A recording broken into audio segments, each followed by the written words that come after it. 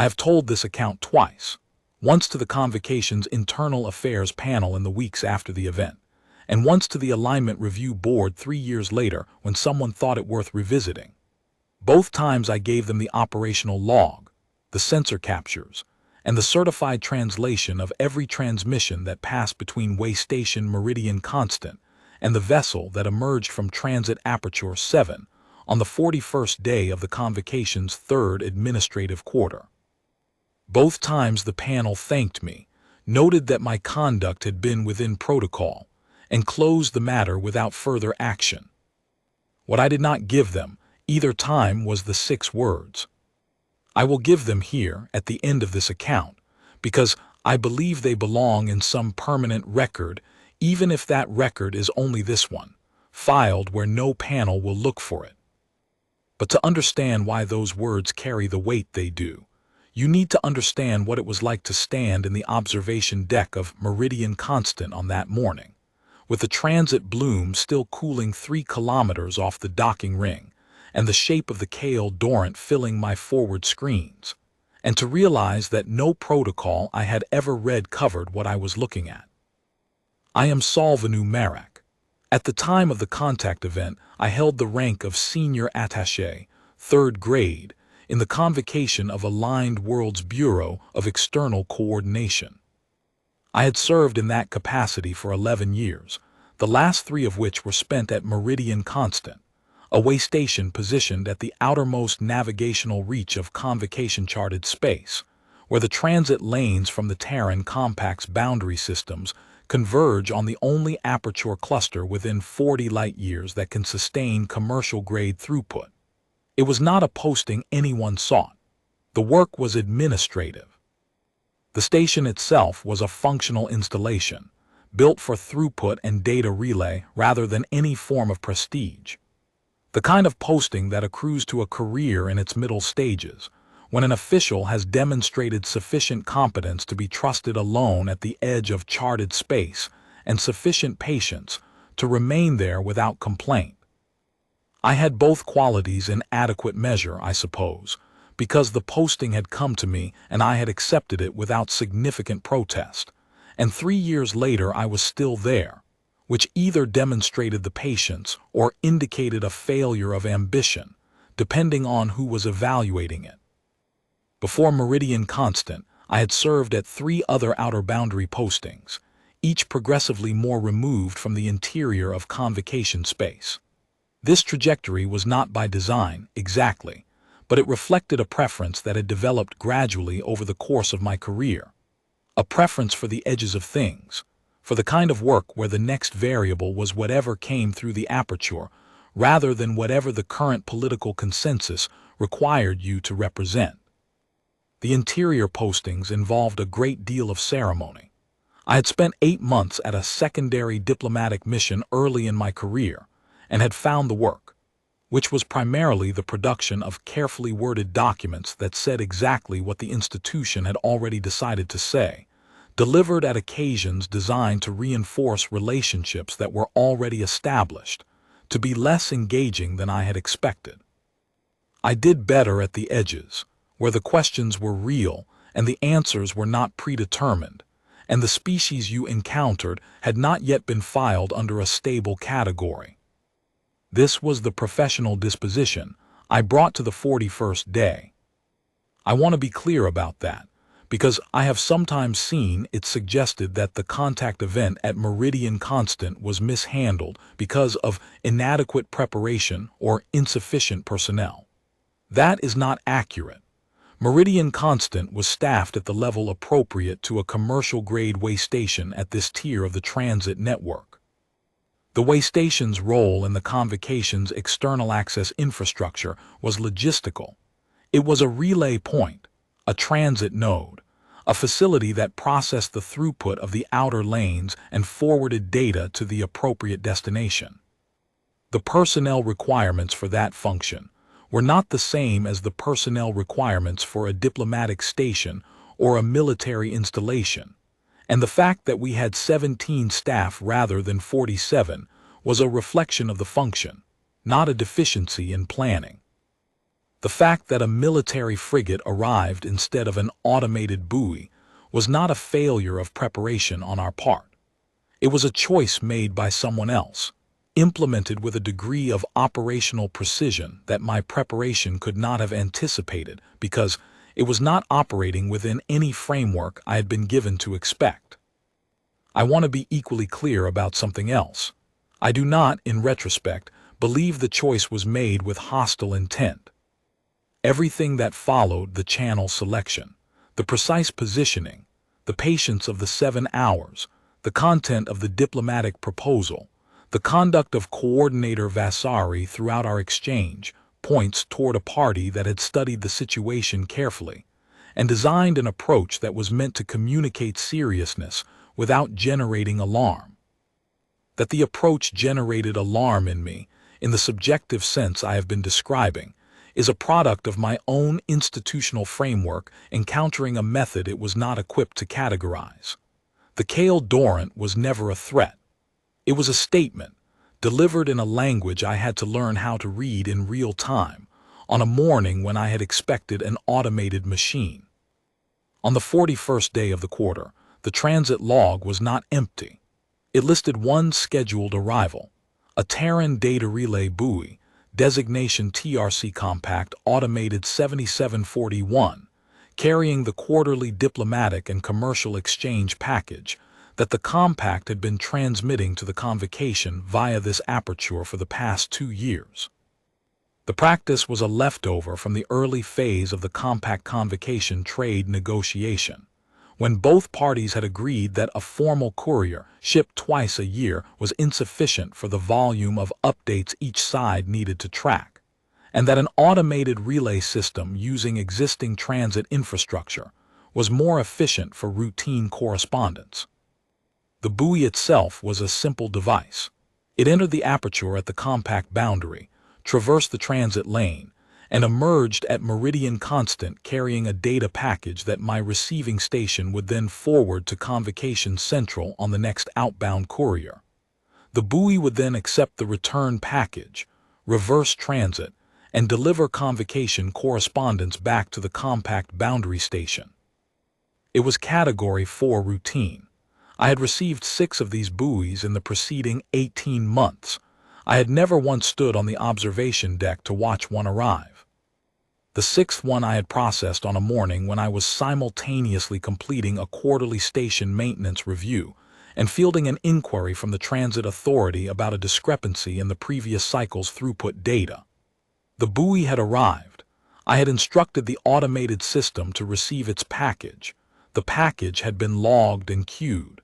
The buoy had accepted its return data, and it had transited back.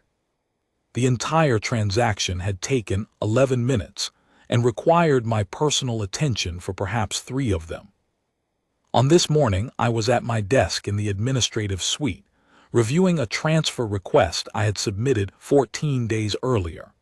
I was scheduled to leave Meridian Constant in 2 weeks for a posting at Convocation Central's Archive Directorate on Verath Prime. The transfer had been approved on the grounds that 11 years at outer boundary postings constituted sufficient service for any reasonable career arc, and also on the grounds that my joints had developed, over 3 years at Meridian Constant's regulated atmosphere, a firm and increasingly audible opinion about the pressure cycling that I had decided merited consideration. The transfer paperwork was complete. I had already begun boxing the personal effects that had accumulated in my quarters. My replacement, a younger attaché named Vel Sarith, was scheduled to arrive on the same courier that would take me out. The duty officer, a young Karath named Tanavar, notified me at the standard interval that Transit Aperture 7 was cycling for the scheduled buoy arrival. I acknowledged, noted it in the log, and returned to my transfer documents. 40 seconds later, Tanavar's voice came back through the intercom. The tone was different. "Attaché Marek, I think you should see this." I have replayed this moment many times. Tanavar was a competent officer, not prone to unnecessary urgency. In 3 years of working together, I had found her to be one of the more reliable people on a station where reliability was the primary professional requirement. The specific flatness in her voice, not alarm, not confusion, but a very careful neutrality that I recognized as the vocal register of someone who had encountered something outside their reference set and was being deliberate about not projecting a reaction. That flatness told me something before I had moved from my desk. I was on the observation deck in 4 minutes. The transit bloom was already dissipating.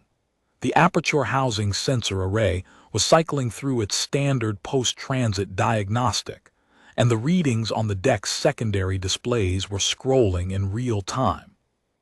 I looked at them first, because looking at the screens was easier than looking at the forward viewport, and I needed a moment to organize what I was going to say to Tanavar, who was standing at the primary display station with her upper limbs folded against her torso in the stillness that her species adopted when processing something they were uncertain how to categorize. The sensor returns were clear. The object that had emerged from transit aperture 7 was not a buoy. It was 340 meters in length. Its cross-section was a compressed wedge, wider at the dorsal plane and narrowing toward a reinforced prow that the thermal imaging was outlining in the characteristic heat shadow of ablative armor. The kind rated for kinetic intercept and near-miss plasma dispersion, not the kind you install on a courier vessel or a data relay. Its drive signature was military specification. 4 primary thrust nodes arranged in the standard Terran naval configuration, running at idle, producing the low-frequency resonance that Convocation Sensor Doctrine classified as Terran Compact Light Combat designation.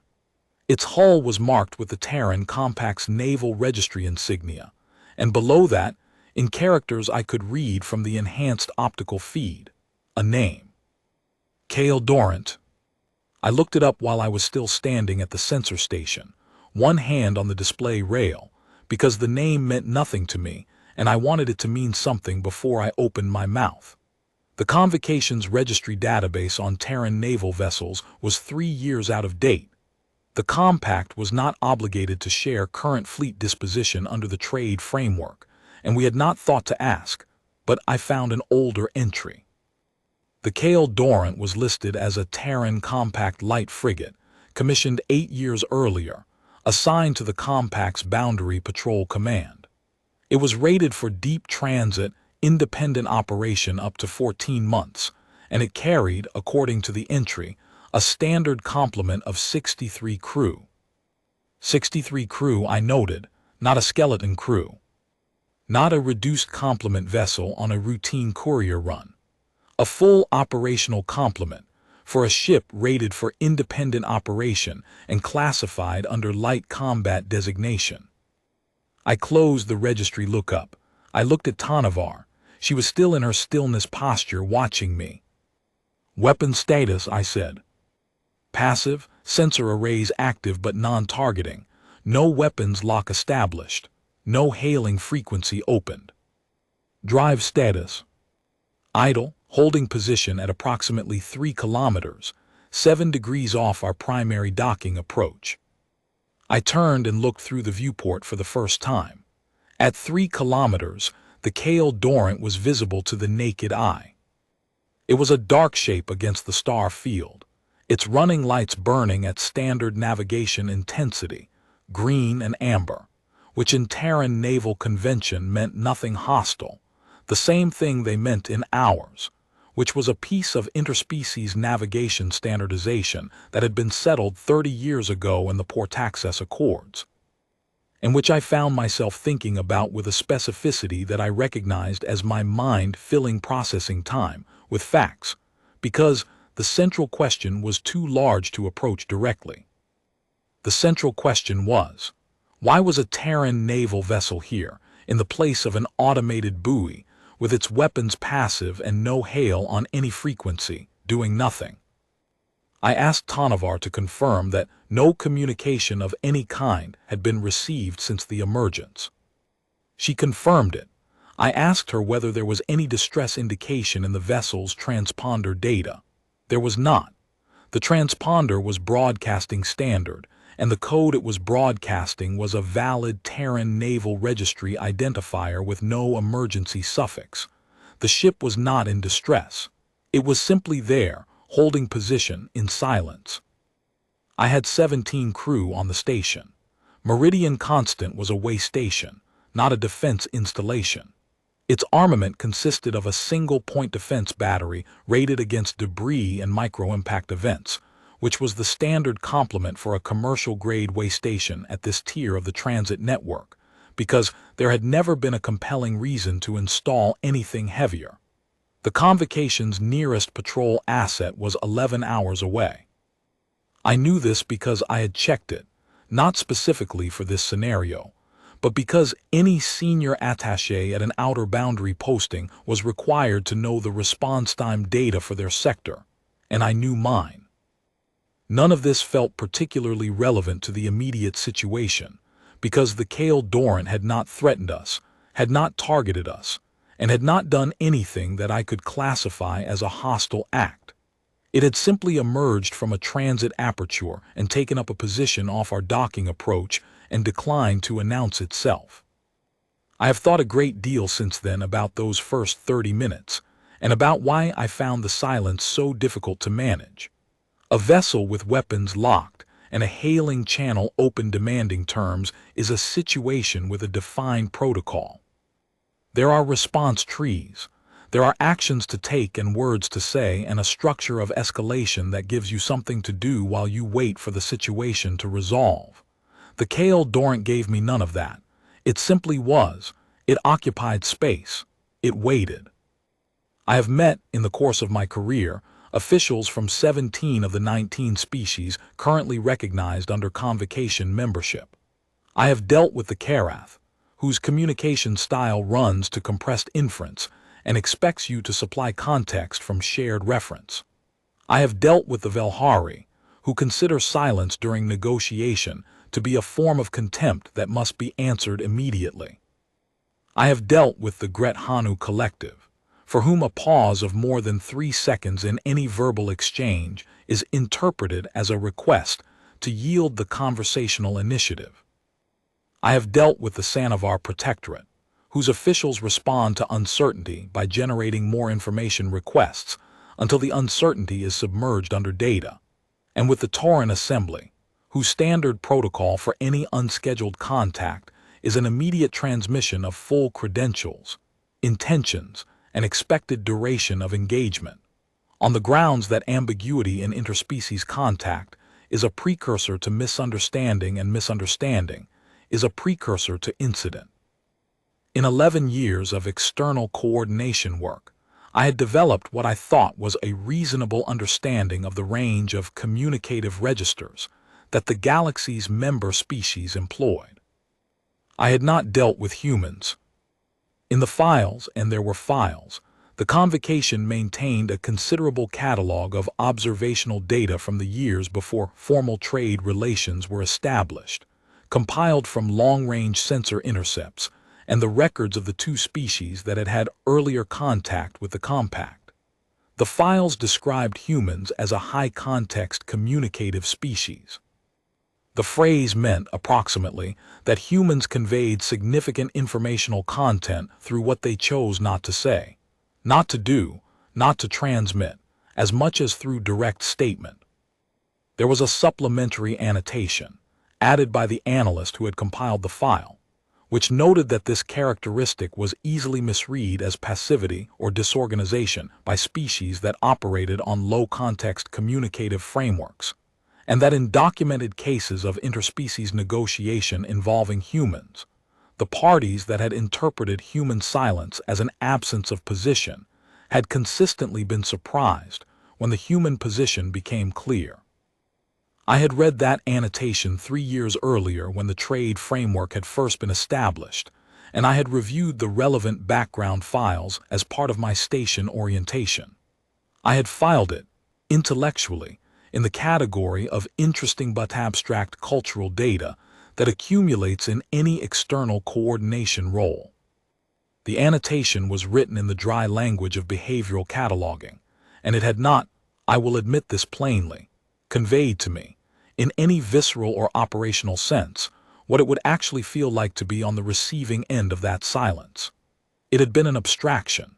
Standing at the viewport of Meridian Constant's observation deck, with a 340-meter frigate sitting 3 kilometers off my docking ring and declining to speak, it was no longer abstract.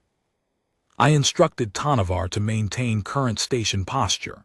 No escalation, no contact attempts on military channels, no request for the Convocation Patrol asset to alter course, and to continue logging all sensor data from the Kale Dorrant at full resolution. I told her that I was going to the communications suite to review the existing protocol guidance for unexpected vessel contact events. This was true. I did go to the communications suite.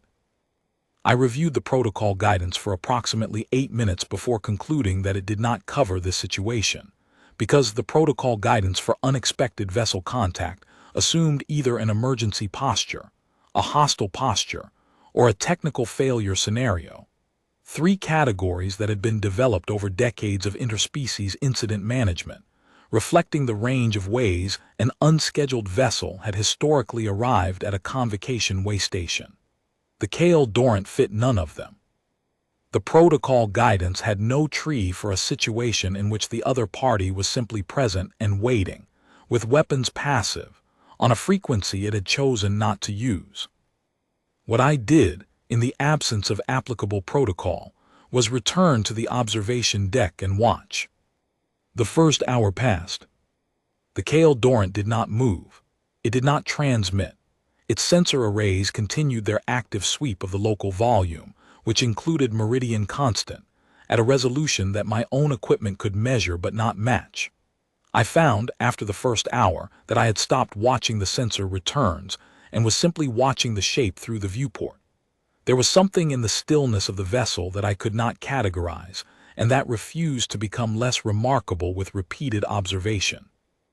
It was the stillness of a thing that was completely in command of its own situation, not the stillness of waiting for an outcome that might not come, but the stillness of a thing that had already determined what the outcome would be, and was content to let the intervening time pass at whatever rate the circumstances required. I am aware that this is a projection.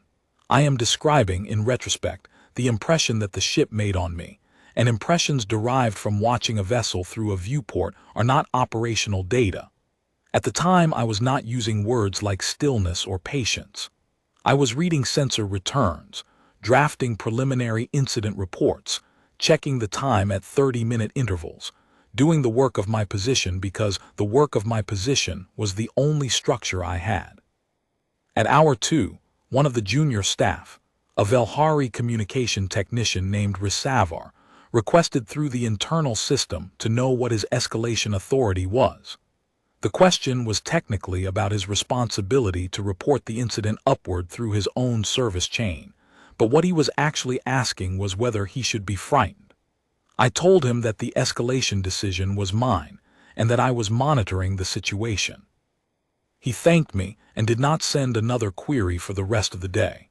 In my experience, a Velhari who manages to ask only one clarifying question during a period of operational ambiguity is exercising a discipline that deserves acknowledgement. I made a note in the shift report. I dictated an incident summary for Convocation Central at the 2-hour mark. I marked it Priority 2, which would guarantee a review by a senior official within 6 hours. I described what had arrived, what it was doing, and what I was doing in response.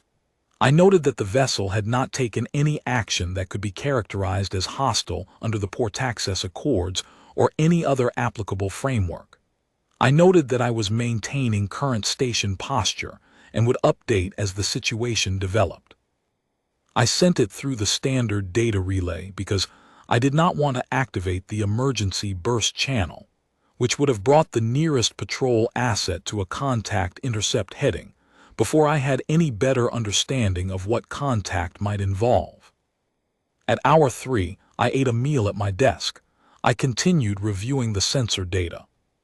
Tanavar came to me at the 3.5-hour mark with a thermal transit profile she had assembled through careful spectral analysis of the hull.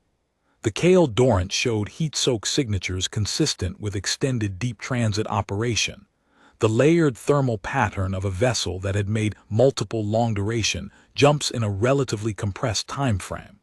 It had not come here directly from the compact boundary. It had made additional transits first. Based on the thermal stratification, Tanavar's estimate placed the vessel's departure from its most recent port at somewhere between 8 and 11 days ago, with at least 3 major transit legs between that departure and this arrival. The Kale Dorrant had not been sent here today in response to something that had happened today. It had been moving for over a week. Someone had planned this at a point well before the 41st day of the quarter, had routed a naval frigate through multiple transit legs to arrive at a specific aperture on a specific day in the place of a specific automated machine, and had done all of this without any prior notification to the Convocation's Bureau of External Coordination or to waystation Meridian Constant. The absence of notification was not an oversight. An automated buoy required no prior notification, because its arrival was defined by the schedule both sides had already agreed to. A naval frigate required notification precisely because it was not a buoy, except that someone had apparently decided that the lack of notification was a feature of this particular arrival rather than a failure of procedure. At the 4-hour mark, I walked the length of the station. It took 22 minutes. I walked through the cargo handling bay, the secondary sensor array room, the power management suite, and the crew quarters corridor and the observation deck, where I stopped again and looked at the Kale Dorrant through the viewport. It had not moved. There is a discipline in external coordination work that involves deliberately expanding the frame of reference when a situation has become too narrow. I tried to do this as I stood at the viewport. I looked at the facts in sequence: the scheduled automated arrival that did not arrive, the military vessel that arrived instead, weapons passive, sensors active, no communication, no movement, a position chosen at exactly 3 kilometers off the docking approach. The 3-kilometer distance was not approximate. It was precise to the resolution of my sensor array. Someone had calculated that distance relative to Meridian Constant's specific configuration. The 3-kilometer mark had a meaning in the Port Access Accords framework that no other distance in that range carried. It was the outer edge of the zone within which a vessel was required, under the Accords, to broadcast its arrival intention. The Kale Dorrant was sitting exactly at that edge. Outside the obligation. Inside the range where I could observe it clearly and where it could observe me. It was where a ship could be if it had not yet decided to be somewhere else. It was the position of a thing that was waiting for permission to take a position. This was deliberate. I had been trying to avoid that conclusion for 4 hours because deliberate implied a level of operational specificity about my station and my capabilities that I found unsettling to contemplate. But the evidence was too consistent to read as coincidence. The timing, the positioning, the patience, all of it too precise. At hour 5, I sent a second update to Convocation Central. I noted the vessel's thermal transit profile and its implications for the planned nature of the arrival. I noted the precise positioning relative to the engagement zone boundary. I noted that I was maintaining current posture. I did not say what I was thinking, which was that the precision of everything the Kale Dorrant had done since emergence suggested a degree of familiarity with Meridian Constant. Its staffing level, its patrol response time, its armament, its protocols, that the compact was not supposed to have. Tanavar came to the observation deck at the 5.5-hour mark, with a cup of the hot liquid. She knew I preferred when the duty was running long. "It's very still," she said. "Yes." She was quiet for a moment.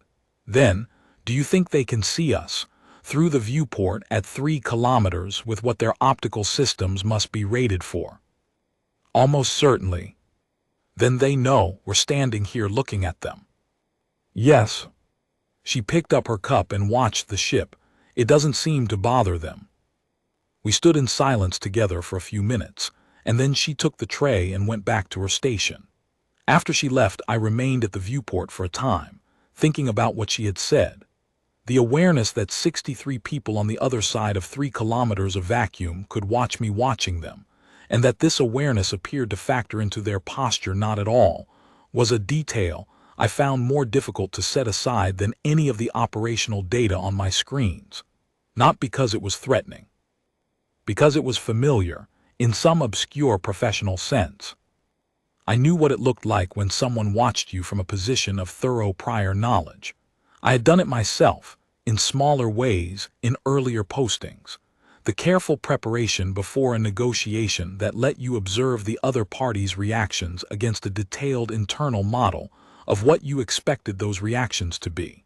The Kale Dorrance patience had that quality, the patience of someone who had studied the question before they arrived to ask it. At hour 6, I stopped trying to read the Kale Dorrance behavior as a prelude to something else and accepted that the waiting was the thing itself. The frigate had arrived. It was holding position. It had not hailed.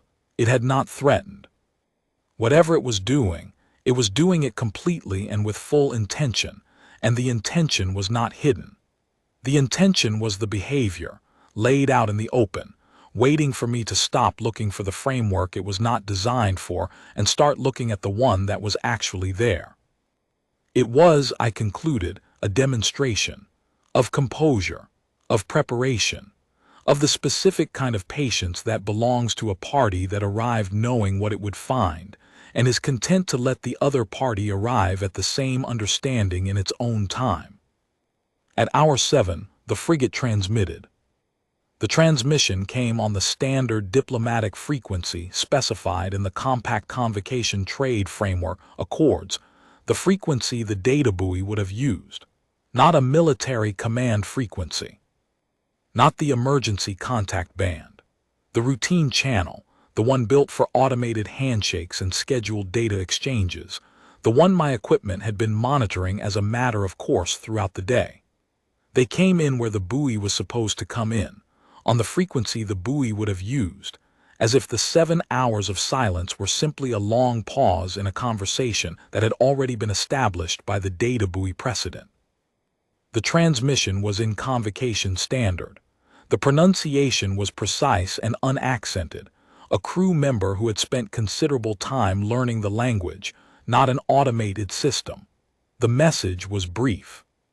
It identified the vessel as the Kale Dorrance Light Frigate, Terran Compact Boundary Patrol Command, operating under orders of the Compact's Bureau of External Affairs. It stated that the vessel was carrying the quarterly exchange data package that had been scheduled for buoy delivery, and that the package was ready for transmission on request.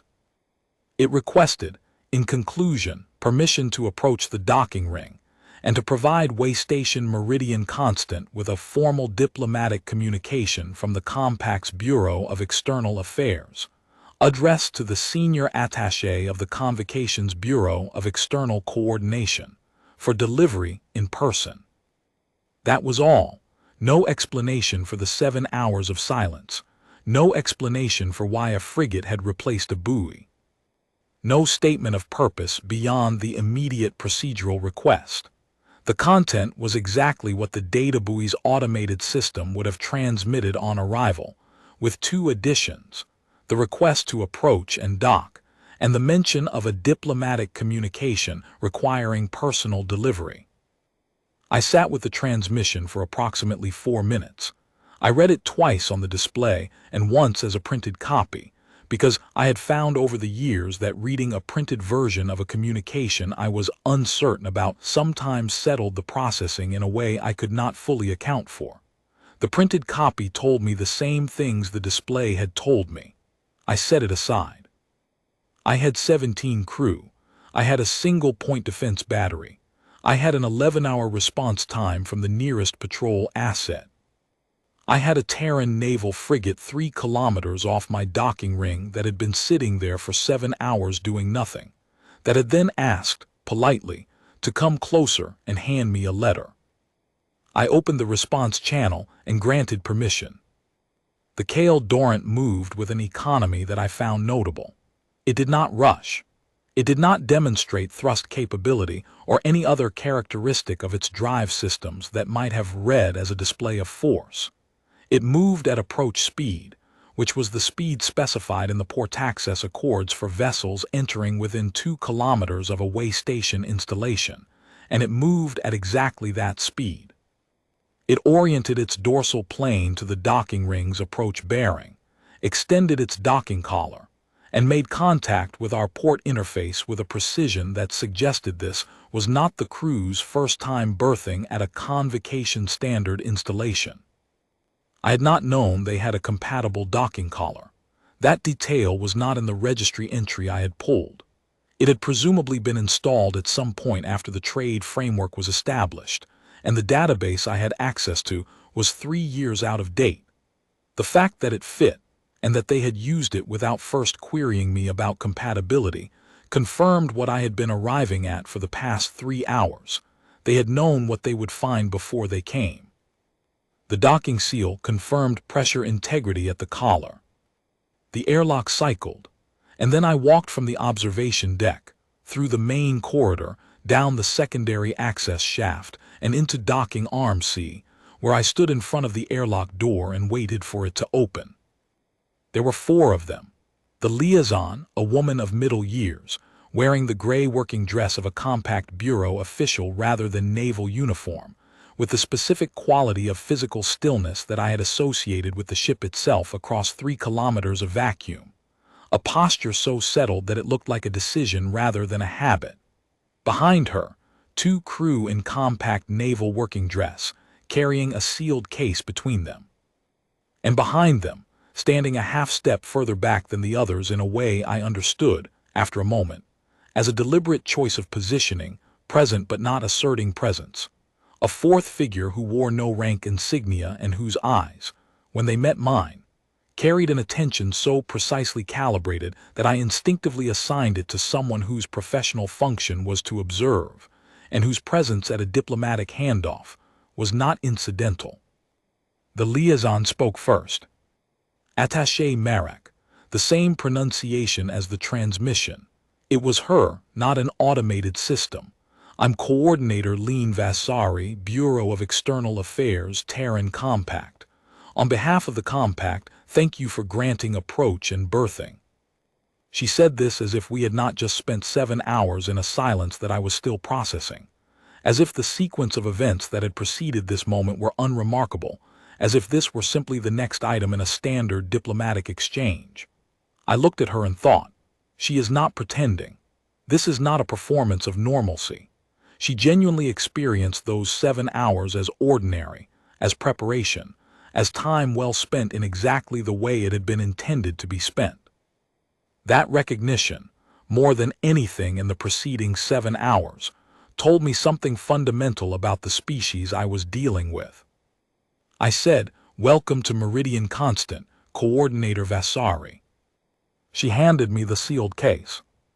The 2 crew behind her stepped forward to the extent required by the handoff, and then stepped back. The sealed case was the standard diplomatic enclosure format specified in the compact convocation framework, which I noticed because I was noting everything. Inside the case was a single printed document on compact letterhead and the data package for the quarterly exchange on a standard data module. I read the document in docking arm C, standing in front of Coordinator Vasari and the 3 members of her party.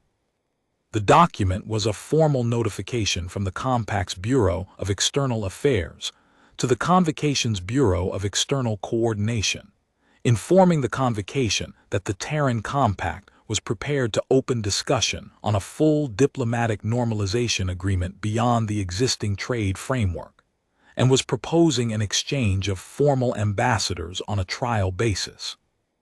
The document noted that the Compact had chosen to initiate this notification through personal delivery, rather than the automated relay system, because the Compact considered the matter of sufficient significance to warrant direct human contact, their phrasing, which I noted, in the opening communication. It was a diplomatic note. In its content, it was exactly what the data buoy had been supposed to carry, plus a cover letter proposing a significant escalation of the relationship between our two governments.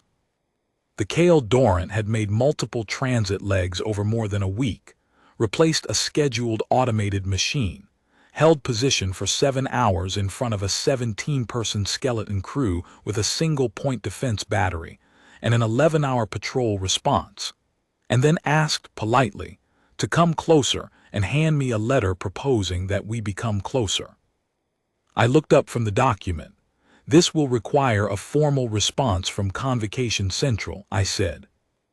We understand that. We're not expecting a response today. She paused. We'd be grateful for berthing for 24 hours if that's possible.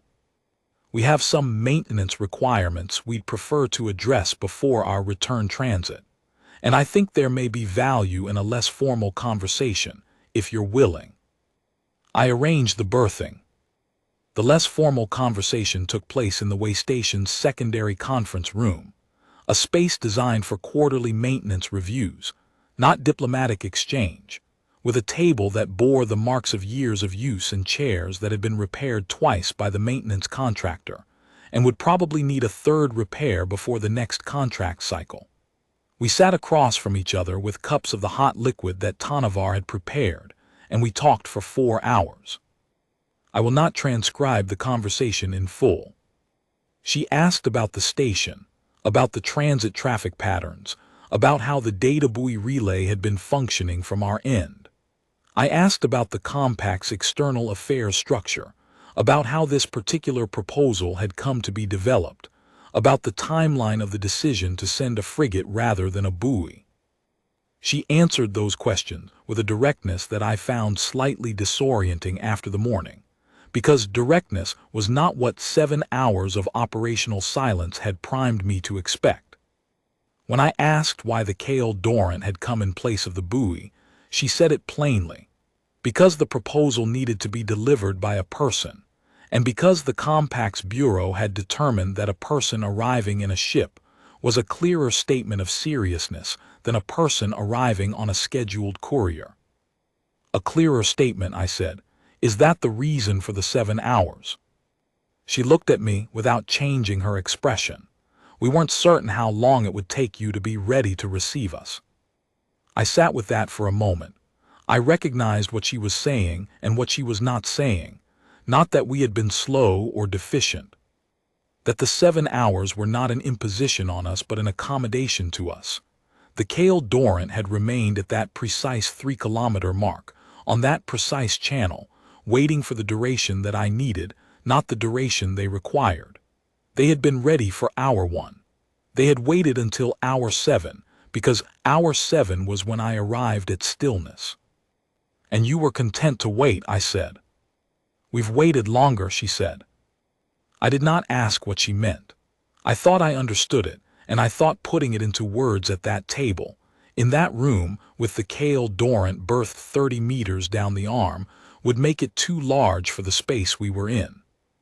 We talked about other things, the transit network, the trade framework's performance over the past 2 years, which had been satisfactory on both sides by any metric either party had thought to measure, the challenges of maintaining communication across a transit lane that carried both commercial and diplomatic traffic without a dedicated diplomatic channel, the question of whether the proposed normalization would include provisions for a dedicated aperture reservation, a question that had apparently been discussed internally at the Compact's bureau before this approach was made, because Coordinator Vasari had numbers ready when I asked. At one point I asked her directly about the observer, the 4th figure, the one without rank insignia who had stood a half-step behind the others in the docking arm and had not spoken during the handoff, and who was not present at the conference table. Coordinator Vasari's expression did not change. She said, "He prefers to observe." I said, "That is not an answer to my question." She considered this for a moment, actually considered it, not performing consideration but doing it, the specific quality of a pause that precedes a genuine rather than a prepared response. Then she said, "His function is to record. He keeps our account of first encounters. Every significant first contact the compact makes, he or someone in his office is present. They do not participate. They record." I thought about this. "You have an office," I said, "whose function is the documentation of first encounters." She nodded. "How many encounters has that office documented?" She looked at me with an expression that I could not read precisely, something between careful and honest, which are not always the same thing, and said, "A sufficient number that the office exists on a permanent basis with a dedicated staff and a budget that has not been reduced in 31 years. I did not ask a follow-up question. What she had told me was enough. The compact maintained a standing institutional capacity for the documentation of first encounters, funded and staffed at a level that implied first encounters happened with enough frequency and significance to warrant it, which in turn implied a level of active engagement with new and uncontacted species that the convocation had not attributed to the compact in any of the files I had read. We had, I realized, been thinking of the compact as a relatively young power managing a relatively modest sphere. The data-buoy protocol, the trade framework, the 2 couriers per year exchange, a neighbor we had recently formalized a relationship with.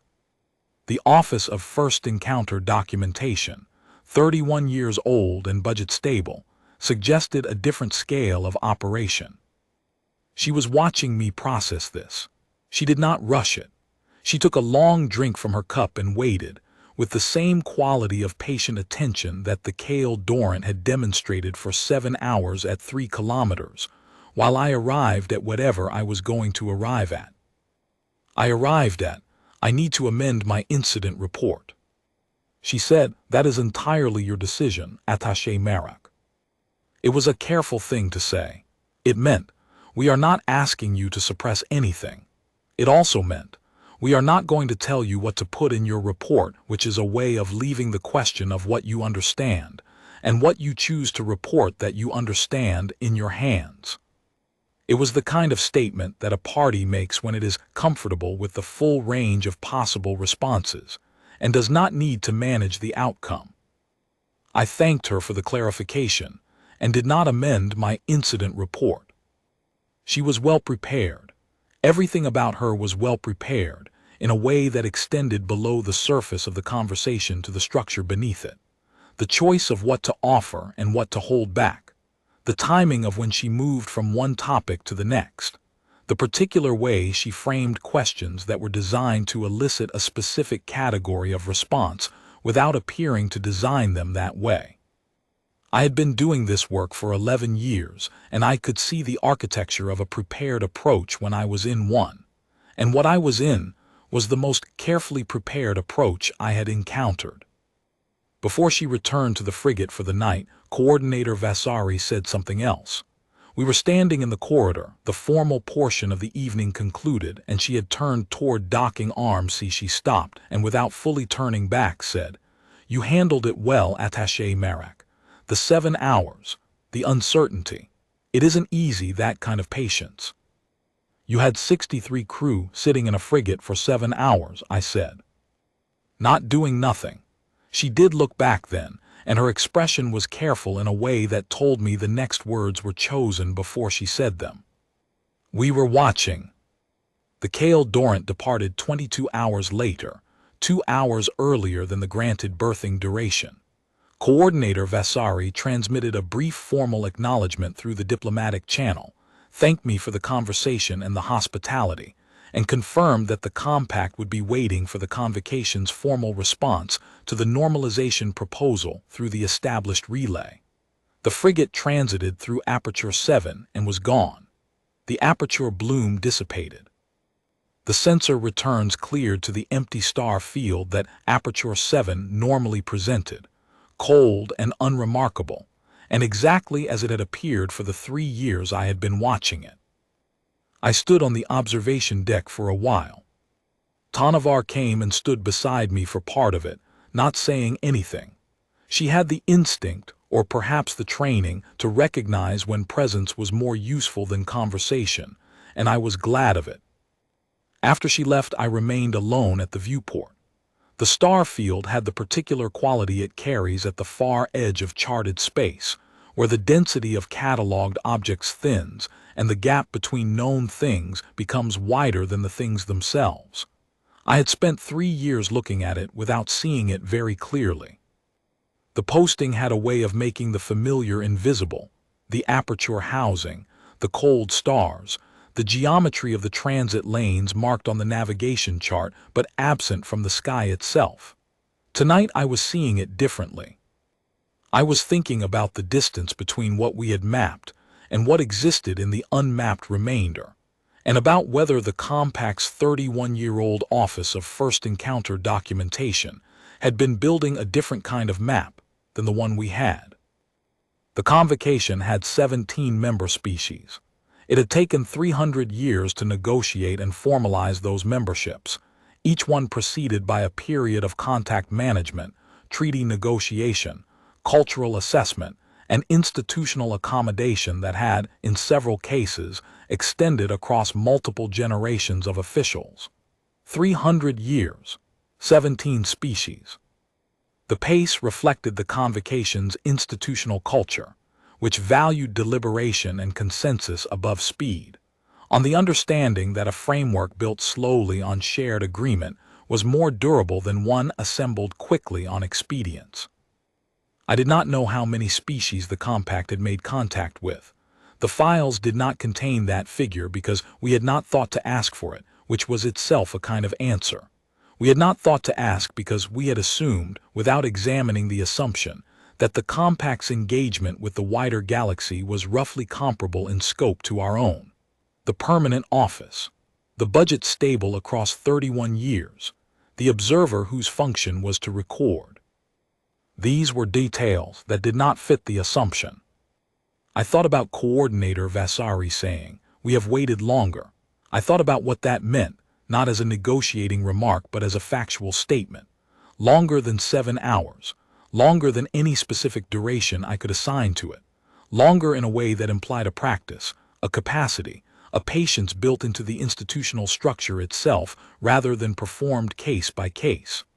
A 31-year office did not exist to document occasional encounters. It existed because encounters were frequent enough to require dedicated institutional support. The star field was unchanged. The aperture housing shimmered in the dark. The transit lane was empty. I filed my incident report in full, including the thermal transit profile, the timeline of the vessel's silence, the content of the formal diplomatic document, and a detailed annotation about the docking collar compatibility, the channel selection, the precise 3-kilometer positioning, and the duration of the wait. I noted, in the section marked Analyst's Assessment, that the Kale Dorrance conduct throughout the contact event had been, at every point, precisely calibrated to the specific conditions at meridian constant. The timing, the posture, the frequency, the approach speed, the duration of berthing. That precision implied a level of prior research and operational planning that the convocation had not attributed to the compact in the context of diplomatic approach. I noted this as relevant to any assessment of the normalization proposal and to any evaluation of the compact's institutional approach to interspecies engagement. I did not put the 6 words in the report. I submitted my transfer request cancellation 2 days later, on the grounds that continuity of expertise was in the convocation's interest at this junction. The cancellation was granted. My replacement, Vel Sareth, arrived on schedule and took station command. I remained in an advisory capacity. 8 months later, the convocation's formal response arrived, an acceptance in principle of the normalization proposal, with a preliminary agenda for the first ambassadorial exchange conference. I forwarded it through the relay. 7 days after that, a data-buoy arrived through Aperture 7 on the quarterly schedule, carrying the compact's acknowledgement. Just the buoy, no ship behind it. I stood on the observation deck when it came through, as a matter of habit that I had apparently developed and had no particular desire to examine, and watched the aperture bloom dissipate. The buoy held its position and broadcast its handshake signal on the standard diplomatic frequency, patient and automated and small. I thought about patience. I thought about 63 people who had waited 7 hours in a frigate for a bureaucrat on a waystation to be ready to receive them, and who had found that a reasonable allocation of time for the purpose, and who had waited without complaint or communication, because the waiting itself was the statement they had come to make. 8 months is a long time to think about 7 hours. I had thought about those 7 hours with considerable regularity over the period between the Kale Dorrant's departure and the arrival of this buoy. I had thought about them in the way you think about a thing that is technically resolved but substantively open. The incident report filed, the diplomatic process initiated, the normalization proposal moving forward through the convocation's institutional machinery at the pace that machinery operated. In the official sense, the event was complete. In the sense that mattered to me, professionally, and in some way I found difficult to articulate, it remained the most informative encounter of my career. What it had informed me about was not, specifically, the Terran Compact or its foreign policy objectives, or the content of the normalization proposal. All of those things were knowable through existing channels, and would become more knowable as the diplomatic process advanced. What the contact event had informed me about was a gap in my own understanding of what the compact was.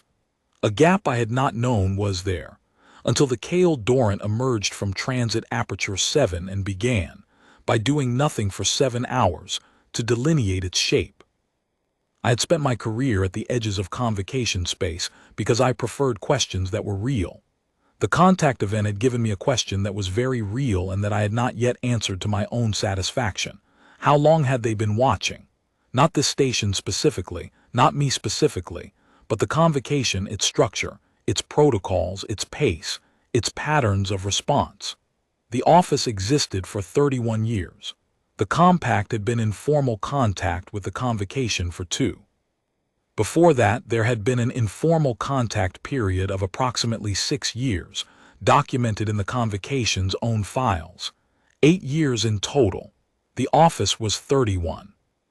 What had they been documenting in the other 23? This was the question I had not yet asked anyone, because asking it would require me to explain why I was asking it, which would require me to explain the 6 words, which I was not prepared to enter into the official record. I stood at the viewport with the cold star field and the small geometric shimmer of the buoy's transponder, and I thought, if the Kale Dorrant had known the patrol response time for this sector, and the positioning evidence was very strong that it had, then someone had obtained that information. It was not public. It was internal convocation logistics data, classified at a level that required convocation membership credentials to access through official channels. The compact was not a convocation member. It had been a trade partner for 2 years. I thought about this carefully, and I thought about the alternative explanations, and I found that the alternative explanations required assumptions about coincidence that I was professionally trained to be skeptical of. I did not pursue the question formally. It was not my jurisdiction. It was the kind of question that belonged to the convocation's intelligence assessment apparatus. If the convocation had won, it did, formally, though its operational pace was consistent with the institution's general cadence.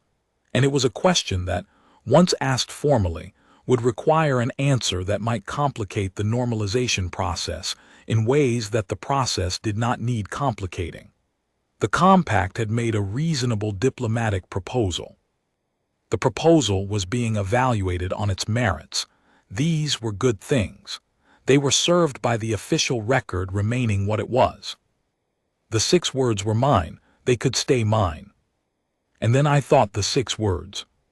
The same 6 words I had thought on that morning, standing at the viewport with the shape of the Kale Dorrant filling the star field and the silence filling everything else.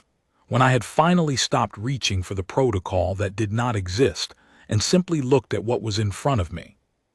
They already knew what to expect. That is what I thought, not as an accusation, not as anything critical or alarmed. As an observation about the shape of the contact, the deliberateness of it, the way every decision the Kale Dorrance crew had made, from the transit timing to the channel selection to the patience of those 7 hours, suggested a knowledge of Meridian Constant and its 17-person skeleton crew, and its single-point defense battery, and its 11-hour patrol response that went deeper than anything assembled from the public transit framework documentation. The staffing level. The specific patrol response time, which varied by sector and required internal convocation data to know precisely.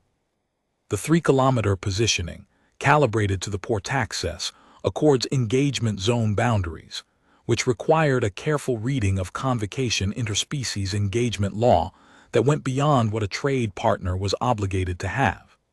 The 7 hours, the specific duration of a wait long enough to exhaust an external coordinator's protocol options and bring him to stillness, but not so long as to constitute a provocation by any standard framework. All of it known in advance with a specificity that was not the product of general intelligence work, but of deliberate, patient attention to this specific station, this specific posting, this specific moment in the convocation's relationship with the compact. They had known what they were arriving into. They had known what we would do and what we could not do, and how long it would take us to be ready. And they had sent 63 people in a warship dressed as a courtesy call to arrive in that knowledge and wait in it, not to threaten us, not to display the gap between what they were and what we had expected, but to give us the courtesy of closing that gap ourselves, at a pace of our own choosing, in the time we needed. That is the 6 words.